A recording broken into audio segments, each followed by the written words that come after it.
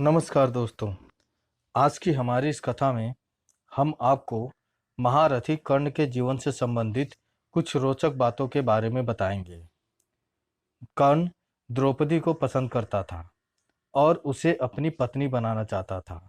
साथ ही द्रौपदी भी कर्ण से बहुत प्रभावित थी और उसकी तस्वीर देखते ही यह निर्णय कर चुकी थी कि वह स्वयंवर में उसी के गले में वरमाला डालेगी। लेकिन फिर भी उसने ऐसा नहीं किया। द्रौपदी और कर्ण दोनों एक दूसरे से विवाह करना चाहते थे, लेकिन सूत पुत्र होने की वजह से ऐसा नहीं हो पाया। नियति ने इन दोनों का विवाह नहीं होने दिया, जिसके परिणाम स्वरूप कर्ण पांडवों से नफरत करने लगा। द्रौपदी ने कर्ण के विवाह प्रस्ताव को ठुकरा दिया, क्योंकि उसे अपने परिवार के सम्मान को बचाना था। क्या आप जानते हैं, द्रौपदी के विवाह प्रस्ताव को ठुकरा देने के बाद कर्ण ने 2 विवाह किए थे। चलिए आपको बताते हैं कि किन हालातों में किससे कर्ण ने विवाह किया था। अविवाहित रहते कुंती ने कर्ण को जन्म दिया था।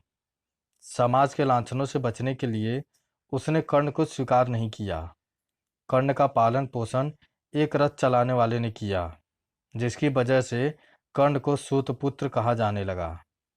कर्ण को गोद लेने वाले उसके पिता अधीरथ चाहते थे कि कर्ण का विवाह हो।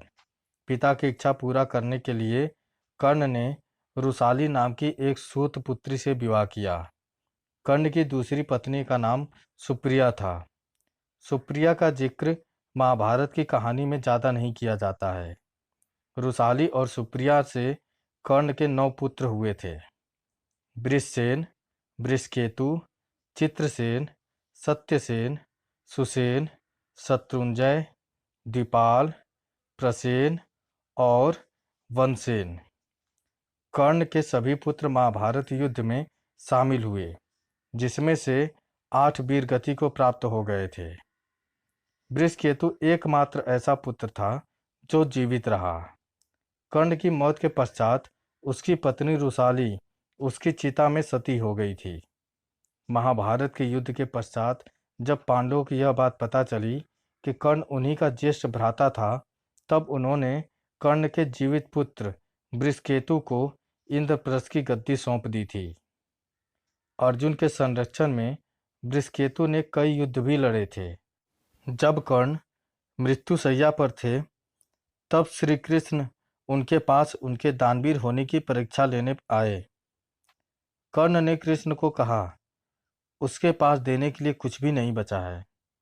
ऐसे में श्री कृष्ण ने उनके सोने के दांत मांगे।